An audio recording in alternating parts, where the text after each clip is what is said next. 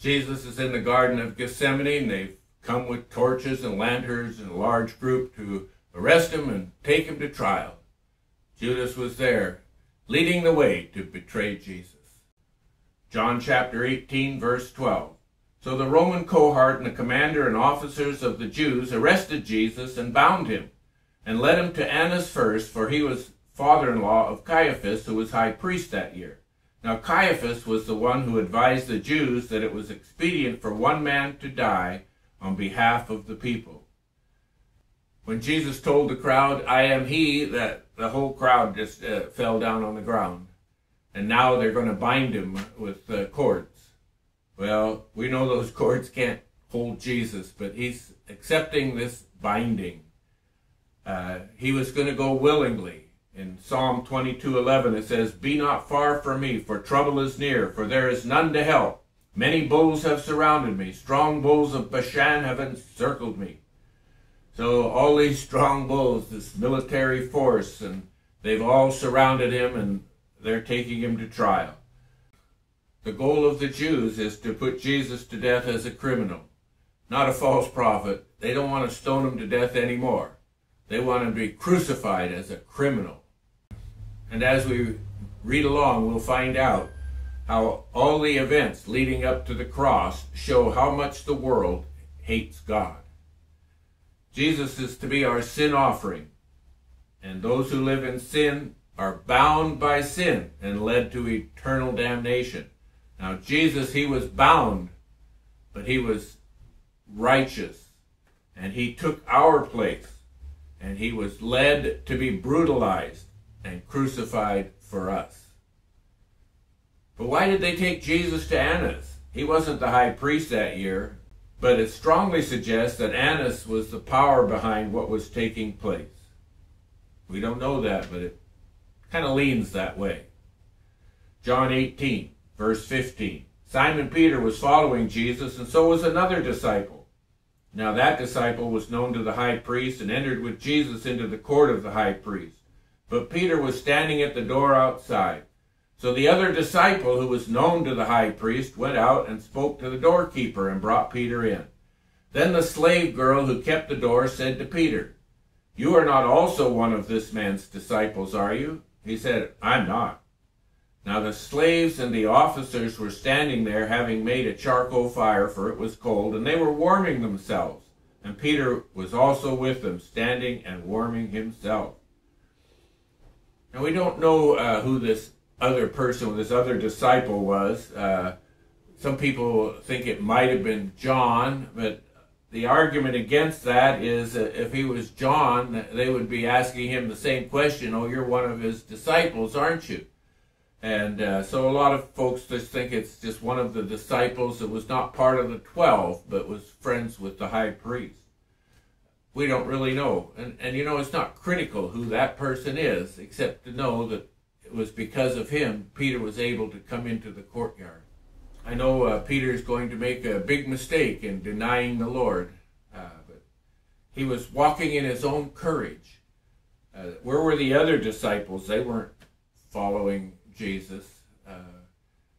Jesus had said that they would all scatter, but Peter hadn't scattered yet. And as we recap this situation, we have this young maidservant or a slave girl. She opened the gate for Peter, and she must likely have been speaking in an insulting way. It must have been something like, "If you're one of them, I'm turning you in." In Mark 14, verse 30 and 31, it says, "And Jesus said to him, 'Truly I say to you, that this very night, before a rooster crows twice, you yourself will deny me 3 times. But Peter kept saying insistently, 'Even if I have to die with you, I will not deny you.' And they all were saying the same thing also."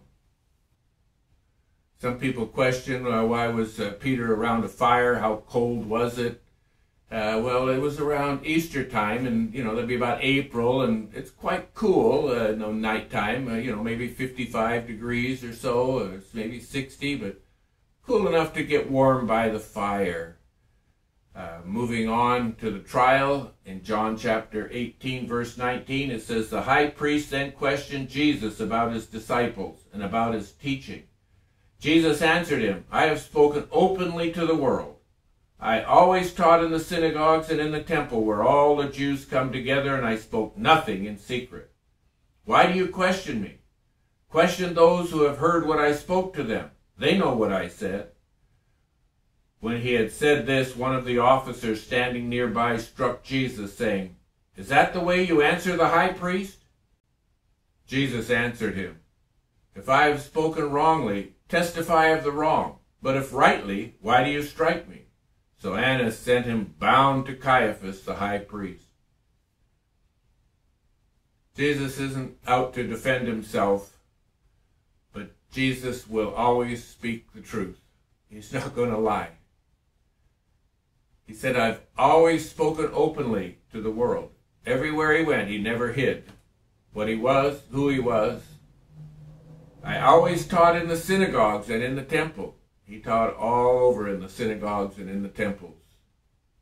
He said, "I spoke nothing in secret."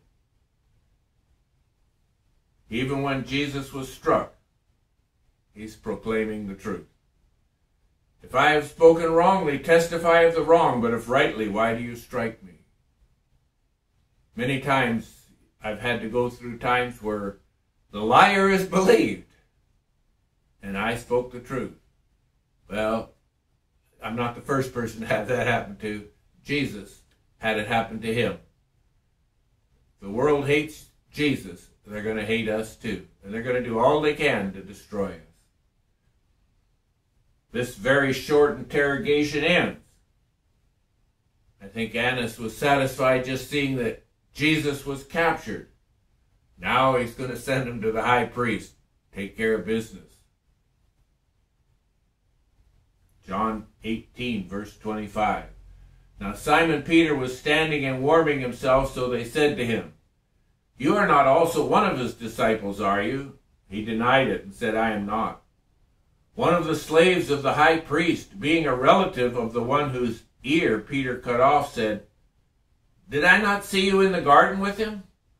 Peter then denied it again, and immediately a rooster crowed."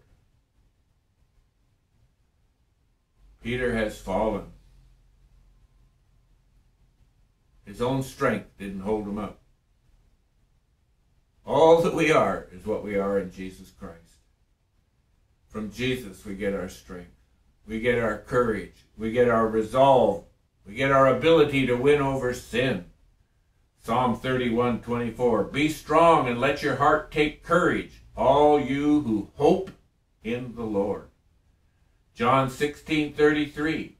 "These things I have spoken to you, so that in me you may have peace. In the world you have tribulation. But take courage. I have overcome the world."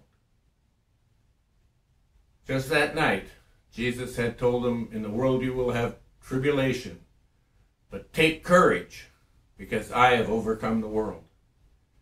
He was telling all of them their courage is in Jesus Christ. Our courage will fail us time after time.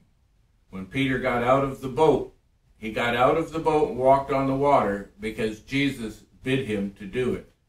But once he got out there, he got frightened because he wasn't walking in the courage of the Lord any longer, but in his own strength, and he sank. And Jesus had to rescue him and walk him back to the boat. Our own strength will fail us every time, but the courage that comes from God, the courage we have in Jesus Christ, it will never fail us. Jesus said he will never leave us or forsake us. So I'm going to make this video a little bit short, that you might meditate on where is your courage. Are you putting your trust in the Lord, or are you trusting in your own abilities? I hope you're trusting in the Lord.